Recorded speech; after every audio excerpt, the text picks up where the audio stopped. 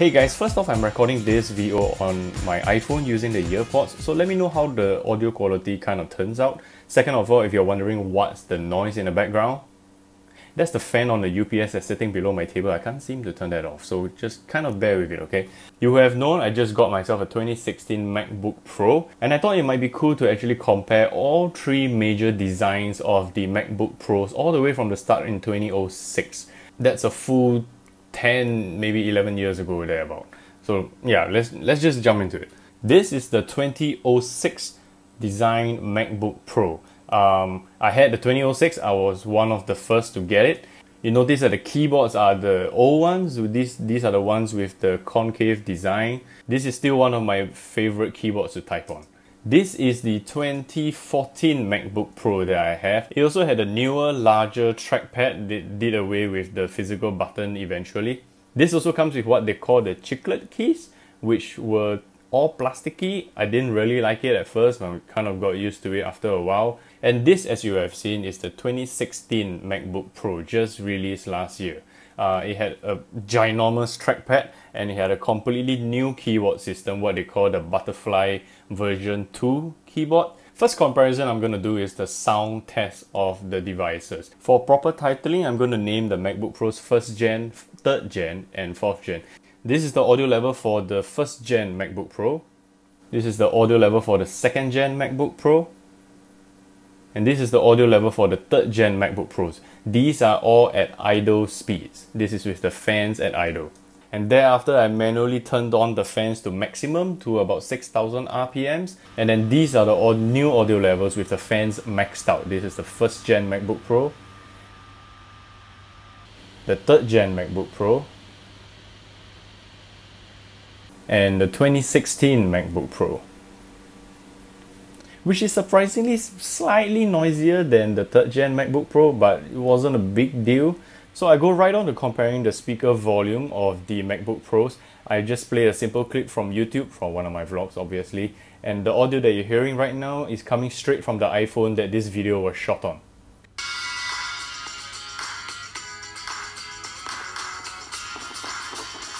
Today in Awesome.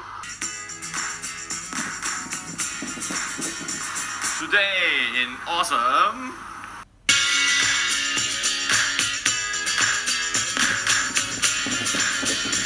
Today in Awesome. Thought that the audio quality for all three MacBook Pros were pretty distinct just by the audio from the iPhone itself. So thought I would take out a professional microphone just to hear it clearer. I got here the Sennheiser 416 hooked up to the Zoom H6 recorder. Here's how it sounds. These following recordings did not have their levels matched to each other.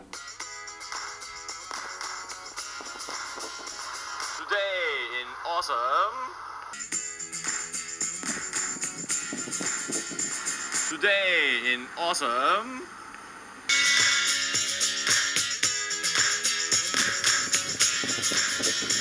Today in Awesome. Of course, the biggest difference with the three is the inclusion of the DVD drive that was in the 1st gen MacBook Pro. Speed test of the internal SSDs of all three devices. I had the 1st gen MacBook Pro swapped out to a 840 Pro SSD.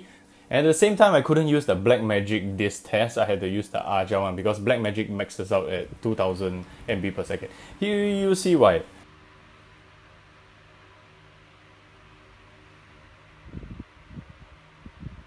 It's kind of blazing fast with the 2016 MacBook Pro. Those are numbers that you don't really see at all before that.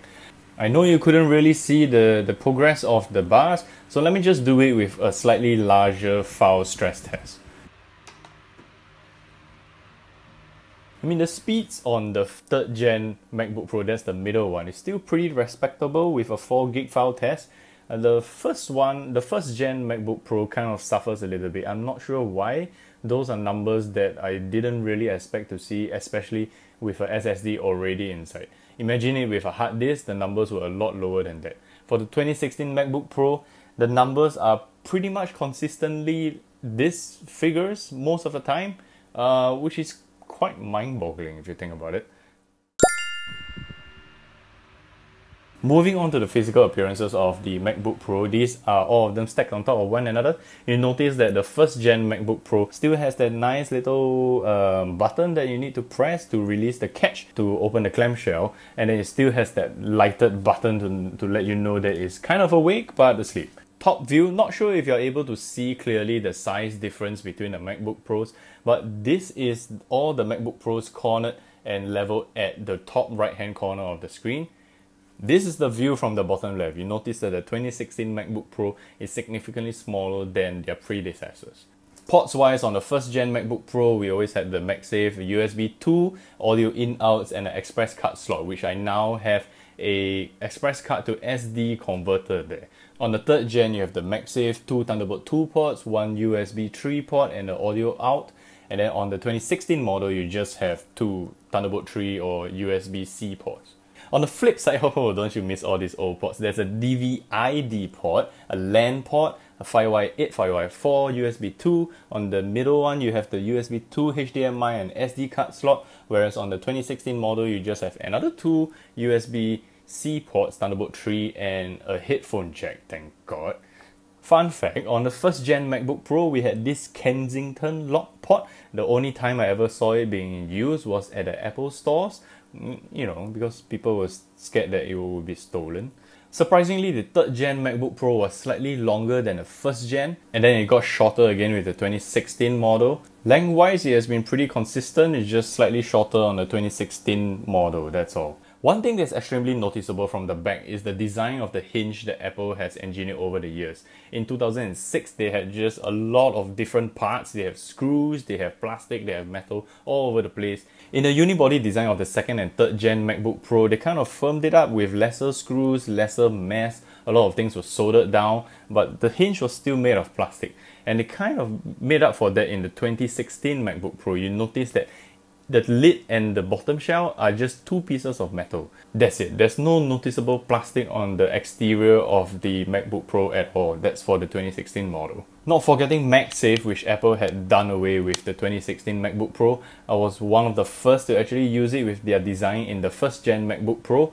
It will be missed. That's kind of all I have for this very basic comparison of the 3 major designs of the MacBook Pros that Apple has produced over the last 10 years. That being said, thank you for watching. If you like it, please hit that like button. If you are not subscribed yet, you should. Shame on you. If you missed last week's vlog, click the button right there. You want to watch something new, click the button right there. Unless you're the 20% who watch my channel on your TV, in which case, please don't do that. You're just going to break it. In any case, thank you for watching and I'll see you next week.